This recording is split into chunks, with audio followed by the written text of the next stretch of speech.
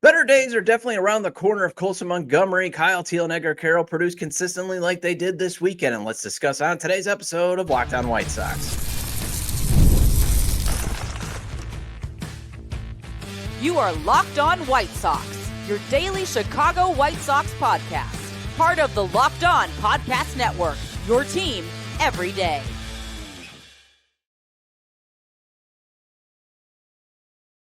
Hello, I'm your host, Todd Welter, a lifelong Sox fan and contributor for SouthsideShowdown.com, part of the Fansided Network, and also I've covered Major League Baseball for outlets such as the Associated Press. And thanks for making Locked On White Sox your first listen every day, part of the Locked On Podcast Network, your team every day. Make sure to hit the like button on today's episode. Subscribe to the YouTube channel at Locked On White Sox if you've not done so already. Additionally, follow or subscribe to the show wherever you get your podcasts. Well, the White Sox took 2 of 3 from the Twins, and it was due in part to rookies Colson Montgomery, Edgar, Quero, and Kyle Teel crushing the ball. Let's discuss how much hope and how much fun was provided over the weekend by those 3. Then let's discuss an interesting take by 670 The Score's Bruce Levine regarding Luis Robert Jr. And finally, let's do another Minor League Monday report. This episode is brought to you by 5 Hour Energy. Enter for a chance to win a dream golf trip for 2 to any golf tournament in the U.S. Visit 5hewin.com for full rules and entry. No purchase necessary. Excludes the Masters tournament. Ends October 31st, 2025. All right, so I don't know about you, but I loved what the White Sox did over the weekend because the series victory was led by 3 players who had the makeup to be studs in the lineup. We're talking about 3 guys that have the potential to be all-stars. You know, guys that can be from those 3 to 6 F4 players, the superstars that the next good team needs. And if you can get Colson Montgomery, Kyle Teel, and Edgar Quero all humming like they were this weekend, you got to love where things are going. I mean, just add in Brandon Montgomery next year, maybe Sam Atanacci in 2027, Caleb Bonemer in 2028, and then Billy Carlson and Jaden Foskey in 2029. And I love what the White Sox chances of going from the worst team ever to contending to a title 5 years later. I mean, I know I got high hopes, but think about that narrative. You bottom out in 2024, not bottom out, you crater. And then 5 years later, you're potentially contending to win the World Series. I know, I'm going nuts, I'm going crazy, but that's the hope that you have because you're seeing it with your own eyes right now. You're starting to see data that shows you that, hey, better days could be around the corner. And outside of the pitching staff being unable to keep the Twins off the scoreboard, the White Sox dominated the Twins this weekend. Absolutely dominated them. And when was the last time you could say, hey, the White Sox dominated the Twins? You know, if you had a dime for every time you said that, you'd have a dime. That's basically what you'd have. And you can thank these 3 core players. I mean, Colson Montgomery hit a home run in all 3 games, including his first career grand slam on Saturday night, where the White Sox jumped out to an early 6-1 lead and cruised to a 7-3 victory. Montgomery goes 5 for 13 with 8 RBI. His slugging percentage is now at .541. And imagine how potent of a hitter he'll be if he can raise his .230 average and .288 on base percentage. I mean, we're talking about a 900 OPS player, maybe a 1,000 OPS player, you know, because that's what superstars produce. You know, and I love the attitude he has right now at the plate. This is Brooke Fletcher, the CHSN sideline reporter. This is what she tweeted at Brooke Fletcher, and I got the tweet up for those watching on YouTube. Colson Montgomery told me his mindset at the plate is, quote, assess, adjust, then you go boom, end quote, hashtag White Sox. Love that. And booming he has done. He has 13 home runs in 42 big league games. I'll repeat that again. 13 home runs in 42 games. He is 1 game away from graduating prospect status per MLB Pipeline's rules, if I remember that correctly. And he already has hit 13 home runs. God bless you, Torpedo Bat. And actually, God bless your attitude, Colson Montgomery. Although, again, you know, I've set out the hurdles. Everydayers, you probably heard the past shows. I even wrote it on SouthsideShowdown.com. And maybe just one little thing you want to see him move forward with is, and maybe it's a critique to advance Montgomery's game just a bit is, if you assess and adjust and you still don't get that pitch to go boom, then work the count to get a walk and not a strikeout. I appreciate the, I would say assess, adjust, and go boom. Maybe sometimes if it's just not there, take the walk, get the on base, or get the hit. There's nothing wrong with going, assessed after strike one and adjust. And then, on the next couple of pitches before you hit strike two, try to crush it. But then again, that's just my hitting philosophy for everything in terms of try to launch. But once you hit strike two, fight like bleep to just either work the single or work a walk.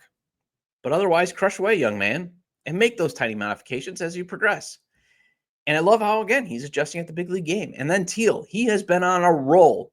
And per Sox on 35th, they tweeted this out. I didn't copy the tweet because they had a picture, copyright stuff, that type of stuff. But over Teel's past 6 games, he has a .478 average, 2 doubles, 2 home runs, and 8 RBIs.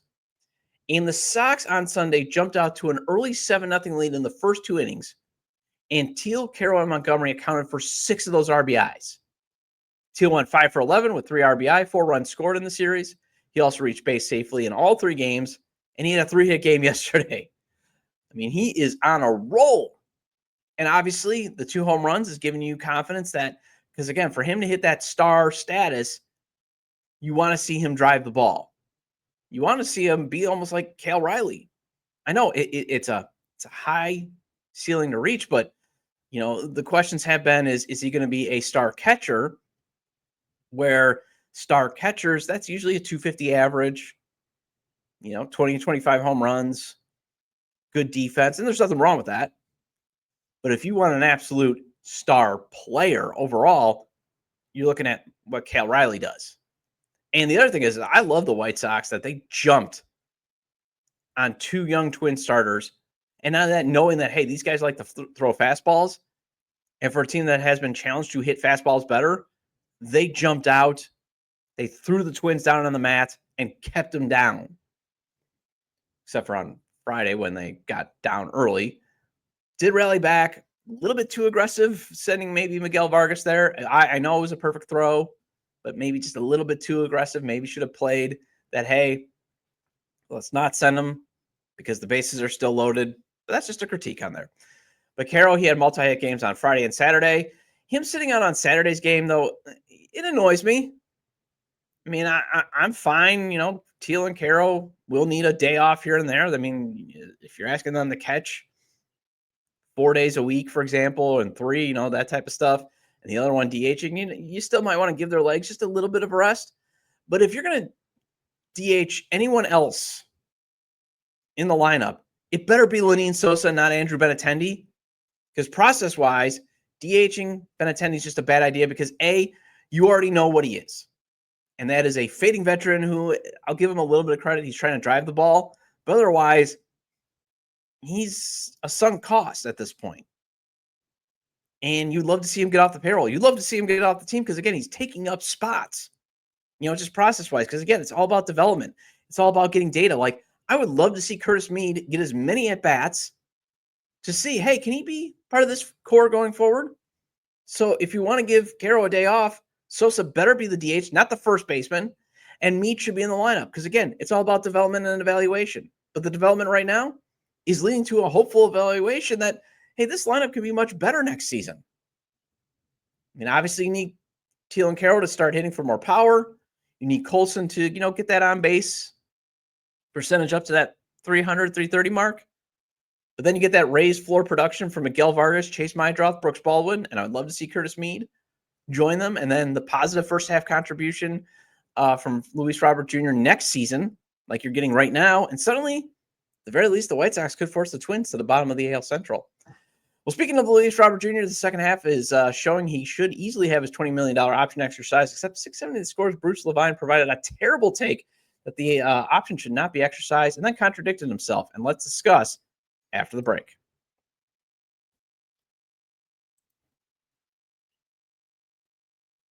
Time to fuel up and turn it up with 5-Hour Energy Transfusion. This grape, ginger, and lime flavored shot brings the iconic taste of a golf course favorite to a non-alcoholic boost, perfect for sinking birdies and making great memories with friends. It's a hole-in-one for your energy game. Whether you're out on the course or just need a little extra push to power through your day, 5-Hour Energy Transfusion delivers the clubhouse flavor you love without ever leaving the green. And I know I could have used a 5-Hour Energy Transfusion after walking 18 with my buddy back in the day when we were teenagers. We were thinking we're going to get this great deal to walk 18, not realizing this is a long course, and we're going to have to carry our bags too. Man, we were dragging on the back nine, and golf is all about good times with good people and good flavors.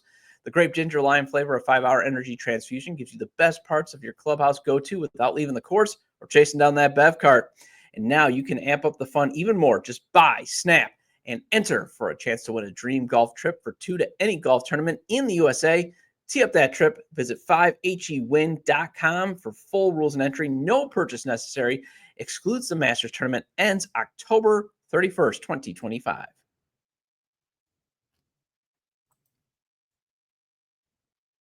Welcome back to Locked On White Sox. I'm your host, Todd Welter. We have an important request here. Locked On wants to hear from you. We've put together a survey to learn more about our listeners and make your favorite podcast even better. This is your chance to tell us what you like, what you don't, answer questions about our advertising. Go to lockedonpodcast.com. Again, that's lockedonpodcast.com/survey. So lockedonpodcast.com/survey to get started. Everyone who completes the survey will be entered for a chance to win one of 10 $100 Amazon gift cards. Again, that's lockedonpodcast.com/survey. You can also find the link in the show notes. Thanks for helping us out. And remember, I've said this before, that I think we'd all be a better place if we could accept that you can change a stance or alter one when you're presented with new and valid information. Not, hey, I'm just going with the crowd. If you're presented with new, valid information, you could say, you know what? I've changed my mind. I'm going to pivot. And there's nothing wrong with that. And not everything has to be zero sum. You can agree with a portion of an idea, but not with the entire thing. Or again, you can respectfully disagree. And the reason why I'm giving you this disclaimer is I know everybody's going to be jumping up. There's going to be some of the trolls. They're going to be jumping up in arms and being like, hey, didn't you want Luis Robert Jr. traded before the deadline, even if it made pennies on the dollar? Yeah, I'll admit it. Because I had different information at the time. I had a 195 hitter with the potential for an injury risk, where if you did gamble and say he's still, I just wasn't confident in his small hot stretch, after the All-Star break would carry into the deadline. Because again, he had a hot stretch in late April and it did not carry. In fact, he got so bad, remember, he had to be benched. He had to go work in the batting cages on some things. So I had that information at the time. I was just not confident. But as Chuck Garfien has shown, there's new information. I got the tweet up at Chuck Garfien, Luis Robert, pre-All-Star break, 190, 275, 325, 599 in 79 games. I got a 599 OPS, just quick editorial. Hey, that's probably possibly someone you're going to buy out. Post All-Star break, 314, 371, 486, 856 in 28 games. And if I was, if I'm wrong again about being like, hey, they should have traded, like I am right now, it means he's doing great things like we're seeing post All-Star break. And that's great. Like, I could be loud wrong on that. But if I was right, meaning they should have traded him to try to at least get something because, again, of the potential injury, you'll have completely lost the asset. That's why, hey, if Luis Robert Jr. stays healthy and is a productive hitter in the second half, I am fine being loud wrong. I'm thinking, it might not be a great idea to give him a $5 million raise. And remember, too, starting to see different information. I even advocated that, okay, if he's staying healthy, at least being somewhat productive, even if he doesn't continue to keep hitting this way, I even said, I wouldn't mind if they keep him and extend him to just drive down his AAV. Give him a 3 or 4 year extension just because, again, you really don't have any center fielders of his talent. He still is talented, but you'd rather have it at 10 to 15 million. And that's still a little bit high, obviously, for, just depends on how you see it. I'd still see it's on the high point because, again, an elite defensive center fielder, for example, like defensive, Michael A. Taylor, he's really darn good, for example. He's getting older, but he's only making $1 million. Guys like Billy Hamilton or Adam Engel, who are very good defensively, they don't get 10 to 15 million. But why, you could say, okay, maybe you might want to consider going on the way high end with Luis Robert Jr.'s number one, the context. You don't have a center fielder of that talent that if he goes on these stretches like this and say he does do a whole season, you just don't have that guy. You also have, you're talking about one of the elite defensive center fielders that you saw over the weekend. He made some amazing catches. He is still a very good base stealer. He does have some decent overall pop. And he crushes left-handed pitching. So I'm not saying I would give him $20 million. I still think that might be a little bit high, but I get it. But the pure talent. But again, I'd be fine because he's 27. Yeah, let's keep him for another 4 years if you can drive down the AAV. And I'm actually now in the position that the only reason the White Sox should not exercise his option, and I hope I don't curse him, knock on wood, is if he somehow suffers a major injury between now and the final game of the season.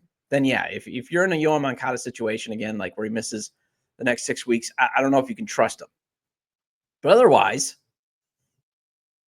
you keep him. And remember, I did make the argument that the White Sox could take the $18 million, because remember, he would be owed a $2 million buyout and spread it out to other positions. But again, that's when he was hitting 195. So again, you can change your position. But yet, 670 the scores, Bruce Levine suggested that is actually what the White Sox should do on Inside the Clubhouse. And then he later contradicted himself in a tweet. I've got the tweet up. Bruce Levine at MLB Bruce Levine. Teams that looked at Luis Robert at a trade possibility still keeping their eye on him as a possible trade in the offseason. WH Sox will likely pick up the $20 million option for 2026 or must give him $2 million buyout. Padres still most interested in Robert in 2026. Wait, and I even tweeted, because I put my name on it, to Bruce, and I'm putting it right now. I'm just confused. You said get rid of him, but then exercise the option to trade him? That's why you're keeping him, to keep the trade asset status. Because if GM Chris Getz declined the option, that totally removes Robert Jr.'s trade asset status. It's gone. And wasn't that the whole point as to why Getz still had an unrealistically high asking price? And I still think it is unrealistic because I just think teams are always going to, say to the trade demand of, I want a young big league player or a couple top 10 prospects. I think they're always going to point out to the injury history or the inconsistency. Okay, that's nothing against Luis Robert Jr. or Chris Getz. But still, Chris Getz was of the belief that, hey, I technically don't have to trade him. I have 2 more years of club control.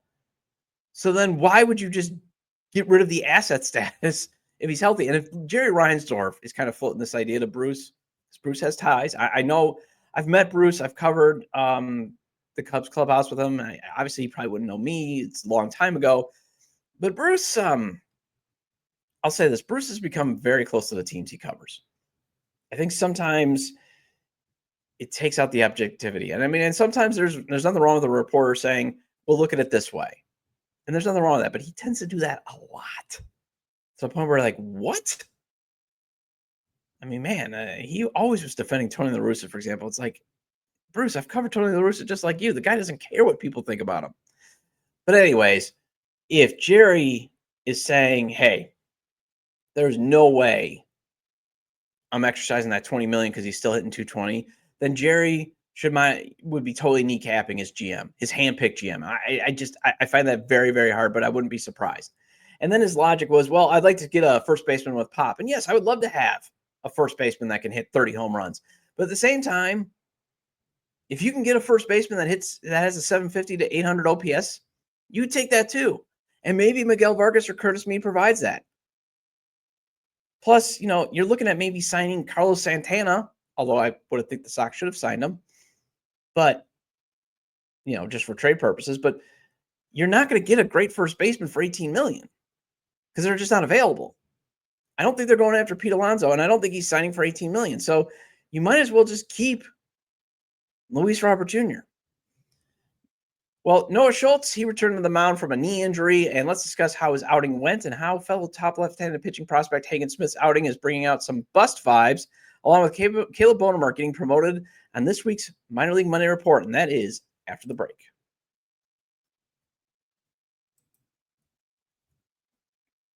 August 26th is officially FanDuel Futures Day, a brand new holiday for football fans who live for bold predictions and preseason hunches. For just 24 hours, FanDuel is giving you deals on NFL season predictions. So whether you're calling your MVP, eyeing a long shot division winner, or ready to crown your Super Bowl champ before week one even kicks off, this is your moment. And I'm hearing a lot of folks go with Joe Burrow as the MVP. And while I'd love for it to be Caleb Williams and surprise everybody, I think Josh Allen will have a big season and win the honors. And I would also love to see Buffalo win it all. So I'm going to go with my heart instead of my head. That would be my, big game champ. And I always maintain FanDuel's traditional money lines, the over-unders, and the spreads. They're fun to play.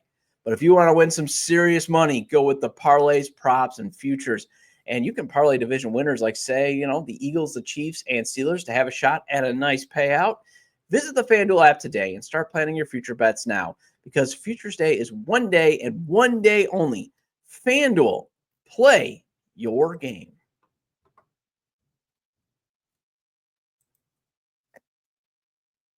Welcome back to Locked On White Sox. I'm your host, Todd Welter. Again, shout out to all the everydayers. I appreciate your loyalty. Please hit the like button on today's episode. Recommend to your fellow Sox fans or baseball fans, friends, to subscribe to the YouTube channel at Locked On White Sox, or wherever they get their podcasts, as this show's available on all major podcast platforms. And I hope you everydayers had a great weekend. Again, mine was low-key, ran a lot of errands yesterday, but otherwise, just watch some White Sox baseball. Finally did go back and watch the 2 Bears preseason games that Caleb Williams played. And, first of all, it's preseason. That's why I'm not totally diving in. And I've learned from when I used to write Bears content that, there's only so much you can take from preseason. But, I just find it funny that everybody is going off on Caleb Williams not looking as crisp as Tyson Bagent. And I want to be like, if one of your critiques is, well, Caleb Williams threw a touchdown against second stringers, what do you think Tyson Bagent was doing all preseason? And don't get me wrong, I like Tyson Bagent. I like him a lot in terms of the process, because if you're going to deviate from the Power 4, find guys that did something special in college. And even if it was Division II, he did a lot of special things at Shepherd. But let's not act like he's better than Caleb Williams. Just saying that, okay? And if you want to throw that in the comments and be like, "Whoa, are you talking Bears?" Hey, I hope we're Bears fans here along with the White Sox. Because remember, Cubs and Sox divide Chicago. The Bears unite them. All right, so I did a little bit more of a dive for SouthsideShowdown.com as to why the White Sox might want to bring back Martin Perez. And one reason, to tie in now the Minor League Monday Report, is the farm system right now just doesn't have a lefty possibly ready to handle a full season at the majors. Doesn't mean that they don't have a left-handed pitcher in their pipeline. Because you'd be like, I thought you've been touting Kyle Schultz and Hagen Smith all the time. I have. But I'm just talking about ready for the majors in a full season at the majors in 2026. Because we don't know if Kai Busch is going to be ready for opening day as he returns from Tommy John surgery. And he also, remember, struggled with his command in the brief audition he had at the end of 2024. Plus, he's going to be 26 next year. Shea Murphy, he was highly regarded, within the organization with his stuff. But is he going to hit exhaustion by June? And then you got Noah Schultz and Hagen Smith struggling with their command. Obviously, those are your 2 most talented left-handed pitching prospects in your system. But they have been having trouble all season. I've, every day, as you probably have heard me say it, through other Minor League Monday reports, document the struggles with commands that they've had. And it's been to the point where, Schultz was the number 1 overall left-handed pitching prospect per MLB pipeline. And Smith was number 3. That Schultz has tumbled down. I believe he's 6. And Smith tumbled out of the top 10. And you're starting to see that star dim just a bit with their struggles. And also, Schultz and Smith have missed some time with some injuries. Remember, Smith was out with some elbow soreness, and Schultz missed some time with a knee problem. But Schultz did return to the mound yesterday and actually looked pretty good. He was on a pitch count. Smith was also on the mound yesterday and looked like he might be Carson Fulmer. Oh boy. But hey, at least the team circled back in the second round of last year's draft to draft Caleb Bonemer to mitigate missing out on Connor Griffin and JJ Weatherholt. And, if Bonemer becomes a stud in the big leagues, then it all equals out. It's fine. And Bonemer is getting a promotion to high A ball, according to reports. He had a 281, 400, 458 slash line with 10 home runs at low A Kannapolis. So on to the next challenge for the 19-year-old shortstop and third baseman.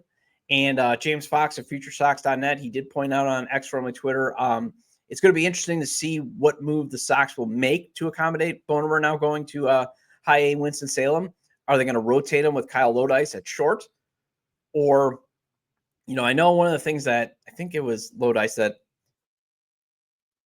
even the organization and a lot of the draft pundits were thinking was, can he stay at short? Does he have the range? He might be more of a second baseman. He might be just more of a utility infielder and be like, oh my gosh, did they use a third round pick on a utility infielder? You can't believe it. Well, part of it was economics. Their bonus pool was a little bit smaller. You draft two high schoolers, Billy Carlson and Jaden Foskey. You're going to have to pay a higher bonus for them to say, you know what, I'll just go make NIL money at college. And so that's why they went with the college bat. But, Lodi still has promise. It's going to be, might be a little bit harder for him to reach his ceiling of being a solid big league player. But do they rotate him at short, or do you promote Jarrell Perez to Double A? And for Perez, I kind of think it's time to promote him because he has gotten his average now up to 244. So you're starting to get that average ticket up because at one point it was in the 220s. The OPS is 769, and he has 20 home runs for the dash. So I'm not sure what's left for him to accomplish there. Maybe give him his next challenge. And then circling back to Schultz, he pitched just 2 innings, and Future Sox tweeted out he was on a pitch count. Struck out 4, did allow 2 hits and a run, but that was unearned. And from the stuff that I saw that Future Sox shared and MLB Pipeline actually shared, that's, his stuff looked much more crisp than what he's displayed pretty much all year. He definitely looked well-rested, and he definitely looked a lot sharper. I mean, the second strikeout he had in the first inning, you could really see the extension he brings with his pitches being potentially lethal at the big league level. I mean, it's almost like he can throw it, and it's already in the catcher's glove with how far he can release it. And the ball left his hand, and it just zoomed in for a strike. Hitter had no time to even pick up what the heck Schultz was throwing. I don't even think he had any time to see the ball. It was just ding. And that is why, to me, with Schultz, it's all about just staying healthy and being able to keep those long limbs and his mechanics just synced up to where he can be effective. That's what it is. It's mechanics and health. If he can stay healthy and keep his mechanics consistent, yeah, he's definitely got the chance to be special. Smith, on the other hand, had a rough outing. Gives up 4 runs, 4 hits, walked 5, struck out 3 before hitting his pitch limit after 3 2/3 innings. He has 16 walks over his past 5 outings. And I did want to share this tweet that James Fox had from Future Sox. This is at James Fox 917. Lots of positives with hashtag White Sox right now, but Hagen Smith struggles are a massive disappointment. I'm getting Carson Fulmer vibes, and they passed on premium hitting talent to take him as a fast-moving college arm. Brian Bannister has a project on his hands. Now, the reason, again, why I think James is rushing to make that judgment on Smith is Connor Griffin is now the number 1 prospect in baseball. JJ Weatherholt is number 6. Jack Caglione is already in the show. And those were 3 hitters the White Sox were tied to last year with the 5th pick. And they passed to go with Smith. Again, 3 impact hitters the White Sox could have used right now. They pass on Smith. So, yeah, in a way, he has to be special. And he hasn't been special at all in the minors this year. I mean, remember, he had to be sent to Glendale, Arizona, not only to, rest his elbow, but work on some mechanics. I'm not ready to completely panic and put the Carson Fulmer vibes like some are. But I get the high bar that some have on him because you would like to have Connor Griffin maybe right now. And the hope was he might be at the major leagues right now, like Chase Burns is. But instead, you're looking at him needing to go to the Arizona Fall League just to get more work. And probably then being on the Noah Schultz plan where he's likely going to start again the year at AA, probably pitch there for half the year. And then he's going to have to go to AAA, probably pitch out the rest of the year, and then maybe debut in 2027 if everything goes to plan. At least that's how I would handle it. So I would definitely give him as much attention as possible, Brian Bannister, because the Sox can't afford a bust like they did with Carson Fulmer. Well, that wraps up this edition of Locked On White Sox. Thanks for making Locked On White Sox your first listen today. For your second listen, check out the all-new Locked On MLB Game Night. Every game, every night, all season long, get local analysis on a national scale. Find MLB Game Night on Locked On MLB on YouTube or listen to your podcast. I'll be back tomorrow with your mailbag questions. Make sure to get them into lockedonwhitesox@gmail.com or via Twitter at LockedOnSox. And again, feel free to leave comments about today's discussion regarding the young cord leading the way to a series win over the Twins, Bruce Levine's terrible Luis Robert Jr. take, and this week's Minor League Monday report. You can leave them at the episode page on YouTube, X, formerly Twitter, at ToddJW or at LockedOnSox, or you can email me at LockedOnWhiteSox@gmail.com. Have a great day, and I'll talk to you tomorrow.